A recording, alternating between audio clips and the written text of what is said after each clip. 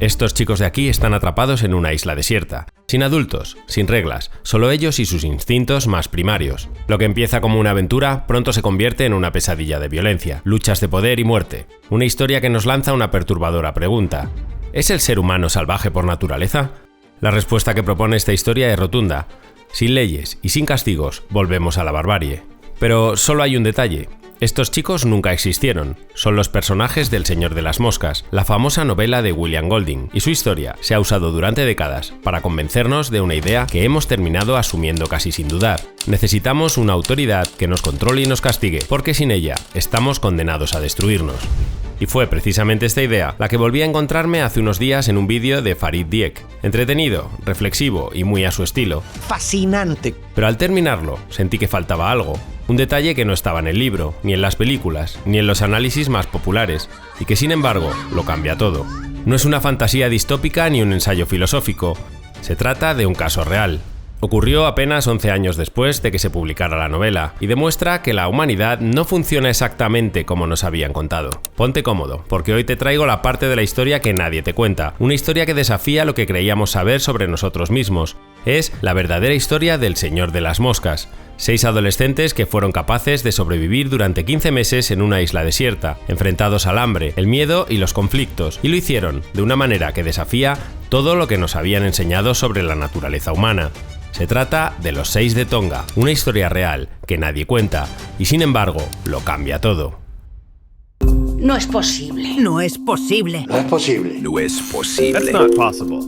Bienvenido a No es posible, el canal para curiosos sin remedio donde cada episodio exploramos una idea fascinante.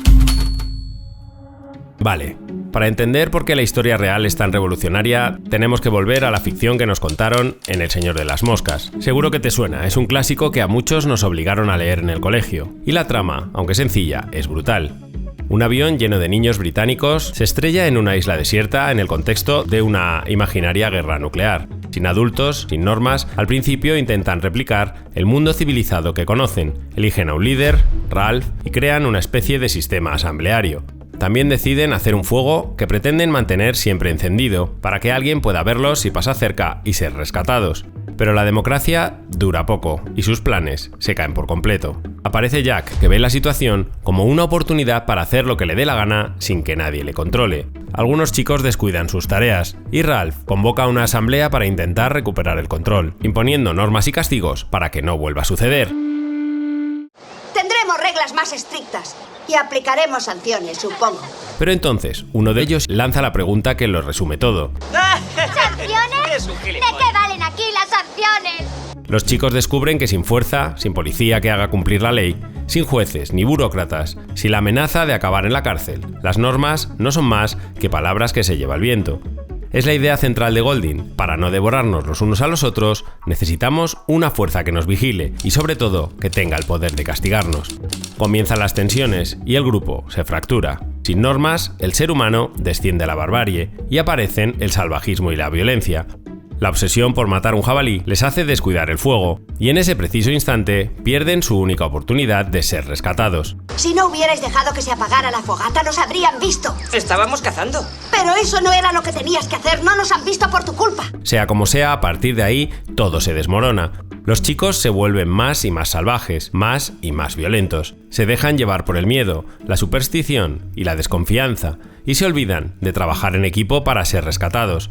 Se dividen y luchan por el poder.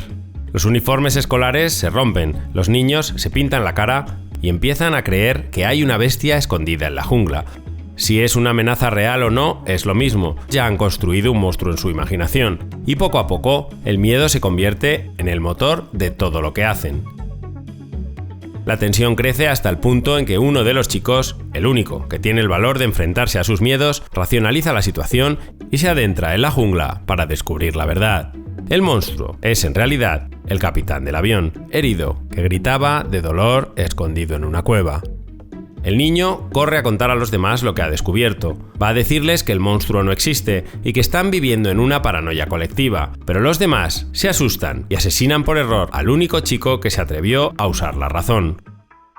Y este es el punto de no retorno en la historia. Han cruzado la línea y ya no hay vuelta atrás. Y es aquí donde el título del libro cobra su sentido más oscuro y brutal. El título El Señor de las Moscas no es casual, es la traducción literal en hebreo de Belzebub, es decir, el demonio, y hace referencia en la novela a esa cabeza de cerdo putrefacta invadida por moscas que los niños dejan como ofrenda a un monstruo imaginario. La tesis de Golding viene a decirnos que nuestra verdadera naturaleza es cruel y salvaje. Sin reglas impuestas, emerge el demonio que llevamos dentro.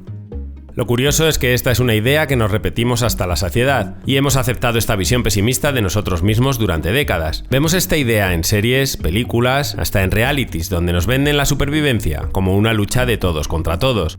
Pero ¿y si Golding se equivocaba? ¿Y si nuestro instinto más profundo no es la violencia, sino la cooperación? Porque lo que Golding imaginó como una metáfora oscura ocurrió de verdad, y el resultado no es exactamente lo que el autor había imaginado. Vale, vamos a dejar la ficción. Apenas 11 años después de que Golding publicara su pesadilla en forma de novela, en junio de 1965, 6 adolescentes entre 13 y 19 años de un estricto internado en Tonga, un pequeño país del Pacífico Sur, deciden hacer lo impensable, robar el barco de un pescador que les caía mal porque siempre les estaba regañando y escapar a Fiji. Sueñan con tener una aventura, conocer chicas y vivir algo distinto. El problema es que apenas uno de ellos, el más pequeño, tenía unas ligeras nociones de navegación. Sin mapas, sin brújulas, solo un par de bolsas de plátanos, unos cocos y una cocinilla de gas para calentar el pescado que pensaban atrapar. Al principio todo parecía ir bien. Escaparon del internado, se hicieron con el barco y se alejaron sin ser vistos. El mar estaba en calma, el cielo despejado y una brisa suave los empujaba hacia la aventura. Rieron, cantaron y se quedaron dormidos, mecidos por las olas. Pero esa misma noche la calma se rompió y se despertaron en medio de una brutal tormenta. Intentaron izar la vela para recuperar el control del bote, pero el viento la desgarró. El timón también se partió y en pocas horas el barco quedó a la deriva, inutilizado, en medio del Pacífico. Durante 8 días vagaron a la deriva, sin agua y sin comida. Y aquí vemos la primera gran diferencia con la novela. El primer instinto no es el egoísmo, sino más bien la justicia. Ayudándose de los cocos, recogieron algo de agua de lluvia y la repartieron de manera justa, igual que la poca fruta que quedaba. Según testimonios de uno de ellos, todos bebían un trago por la mañana y otro por la noche. Al 8º día avistan tierra, pero no era el paraíso tropical que uno imagina. No tenían playas de arena blanca ni manantiales de agua dulce. Era Ata, una roca volcánica que se alza a 300 metros sobre el mar, a unos 160 kilómetros de la isla principal de Tonga. Un islote rodeado de acantilados y playas de roca de unos 3 kilómetros en su punto más ancho y poco más de 1 en el más estrecho, cubierto de arbustos, helechos y apenas unos pocos árboles retorcidos por el viento. La corriente los arrastró hasta allí y las rocas terminaron de destrozar su barco. Habían encallado en medio de la nada, atrapados y magullados, sin forma de volver a casa.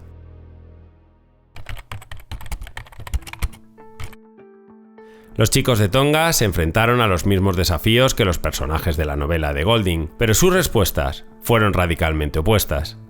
Nada más llegar lograron atrapar una gaviota que andaba despistada por la costa y bebieron su sangre para hidratarse. También encontraron algunos cocos y marisco suficiente para recuperar algo de fuerza. Después decidieron explorar la isla buscando alguna señal de vida, pero no había nadie. Durante semanas los chicos exploraron cada rincón del islote, buscaban comida, agua y algo que diera esperanza a su nueva vida. Un día, entre los matorrales, encontraron varios cuchillos oxidados.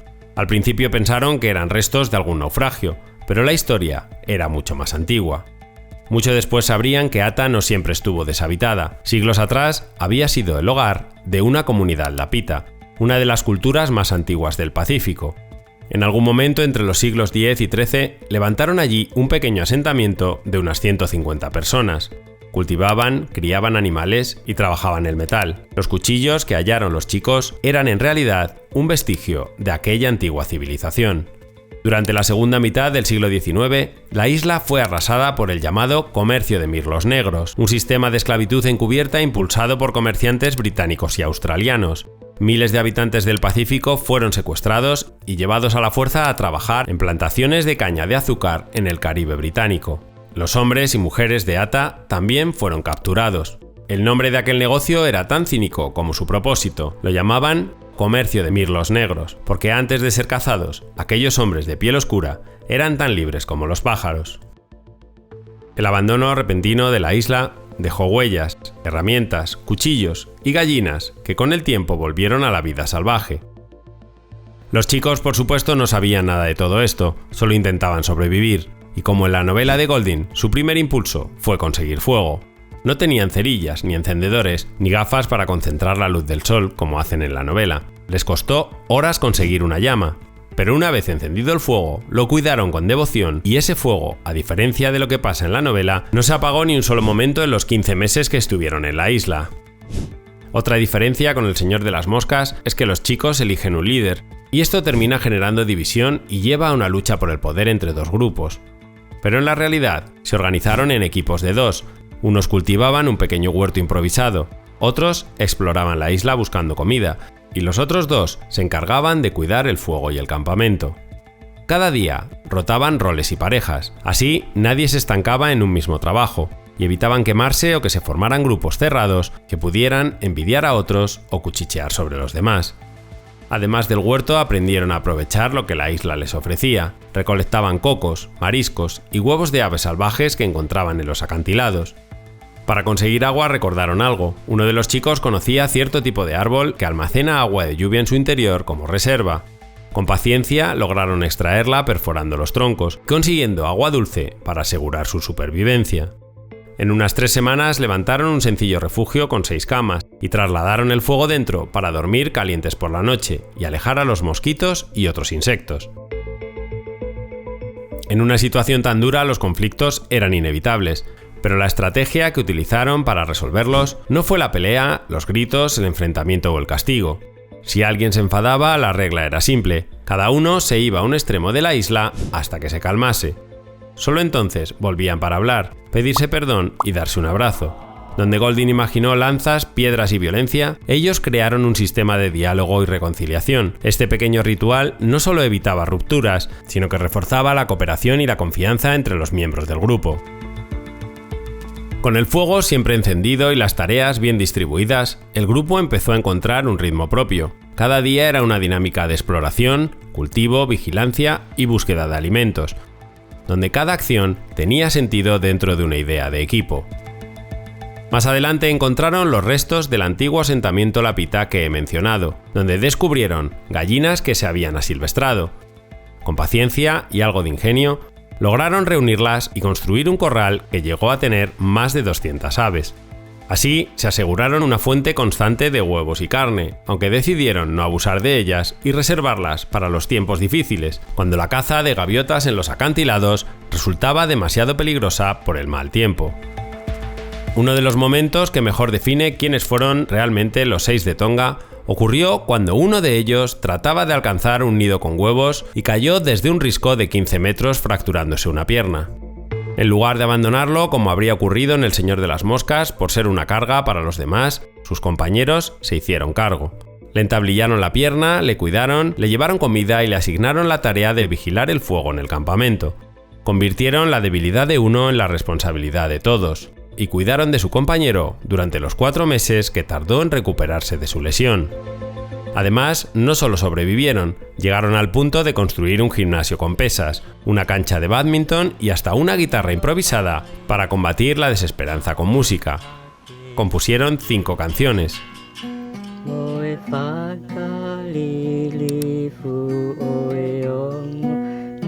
Su historia no es solo una de supervivencia, es pura inteligencia social y trabajo en equipo. A diferencia de los jóvenes del Señor de las Moscas, que se destruyen entre sí cuando desaparecen las normas del mundo civilizado, estos 6 chicos eligieron la cooperación y el cuidado mutuo.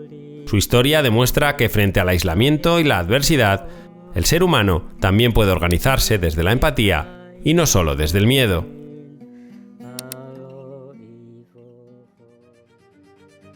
Después de 15 meses atrapados, en octubre de 1966, el capitán Peter Warner, hijo de un magnate australiano, los encontró por pura casualidad.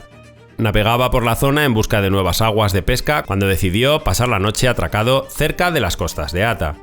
Desde tierra, los jóvenes divisaron el barco y corrieron a hacer señales agitando ramas y gritando con todas sus fuerzas. Se lanzaron al mar y nadaron hacia la embarcación. Al principio, la tripulación, desconfiada, pensó que podían ser convictos abandonados a su suerte, una práctica común en la región, y cargaron sus fusiles por si eran peligrosos. Cargamos los rifles, preparados para lo que pudiera pasar. Entonces uno de los jóvenes nadó hasta nuestro lado y dijo en un inglés perfecto: «Soy uno de 6 náufragos. Creemos que hemos estado aquí durante 1 año y medio». Pronto comprendieron que no eran criminales, eran solo 6 adolescentes con una historia imposible. Si el capitán Warner no hubiera decidido pasar la noche en esas aguas, es probable que los 6 de Tonga nunca hubieran sido encontrados. Cuando Warner contactó por radio con Tonga, la respuesta fue una sorpresa total. Hacía tiempo que habían celebrado sus funerales, y su regreso fue recibido como un auténtico milagro. En su ciudad se celebraron 3 días de festejos ininterrumpidos: comida, bebida, música, risas y abrazos por todas partes. Parece un final de película, pero la realidad, esta vez, también supera la ficción, y esta historia tiene un último giro que a mí me dejó con la boca abierta. El pescador al que habían robado el bote los había denunciado, y los chicos fueron llevados al calabozo. Afortunadamente, el capitán Warner no se desentendió del asunto, y se le ocurrió una solución poco común.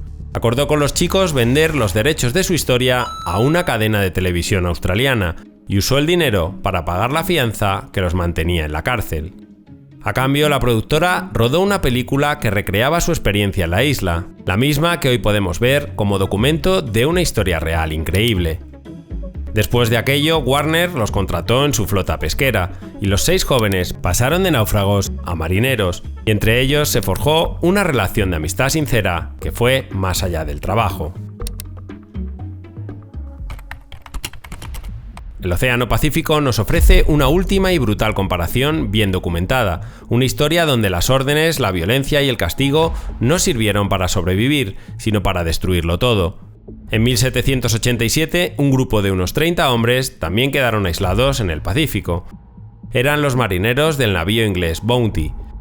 Tras acumular tensiones por el trato del mando y las condiciones de la expedición, algunos marineros se amotinaron contra su capitán. Lo abandonaron a la deriva y secuestraron a varias mujeres tahitianas y a un bebé, y trataron de construir una nueva sociedad en la apartada isla de Pitcairn. Entonces quemaron el barco para borrar su rastro y no ser encontrados por la Marina Real Británica. Pero estos marineros ingleses no sabían vivir sin jerarquías, así que repartieron las responsabilidades como si aún siguieran en el barco, con uno de ellos ejerciendo de capitán, administrando tareas, premios y castigos. Y lo que empezó como una búsqueda de libertad terminó en una espiral de celos, abusos y violencia que acabó con el grupo. En pocos meses, de los 30 hombres, más las mujeres y el bebé que llegaron a la isla, todos estaban muertos excepto uno. Donde debía haber cooperación, se instaló el miedo y la desconfianza, y en lugar de un objetivo común, se quiso imponer la ley del más fuerte. En la misma región del mundo donde 6 chicos sin armas, sin jerarquías, eligieron cooperar y sobrevivieron juntos, un grupo de marineros ingleses se destruyeron por el poder. Los 6 de Tonga demostraron que un grupo sin líderes puede sobrevivir si hay empatía y un propósito compartido. Los marineros del Bounty probaron lo contrario, que las jerarquías sin humanidad acaban devorándose a sí mismas. Durante décadas, el Señor de las Moscas ha sido presentado como un espejo de la verdadera naturaleza humana, y lo curioso es que sin darnos cuenta hemos permitido que esa visión pesimista y autodestructiva se arraigue en el imaginario colectivo. Vivimos rodeados de historias que nos enseñan a desconfiar, a competir o a creer que la bondad es algo raro o incluso una debilidad. Y cuando creemos que el mundo es cruel, terminamos actuando como si lo fuera. Pero la realidad a menudo se impone a las ideas. Kolo, Sion, Stephen, Luke, Mano y David no eran personajes de una novela, eran chicos de carne y hueso. Y su respuesta no fue la barbarie, sino la amistad. Su ley no fue la del más fuerte, fue el cuidado mutuo. Un huerto, un corral de gallinas, una cancha de bádminton y una guitarra improvisada con alambre y un coco. Para mí, su historia no es una anécdota, es la prueba de que la cooperación es la herramienta de supervivencia más poderosa que tenemos como especie. Y la gran ironía es que su único castigo no llegó en la isla, llegó cuando volvieron al mundo civilizado, que los arrestó en un calabozo. Me gusta pensar que incluso cuando todo parece estar perdido, en el rincón más aislado del planeta, en medio del Pacífico, nuestra verdadera humanidad puede brillar con fuerza entre 6 muchachos.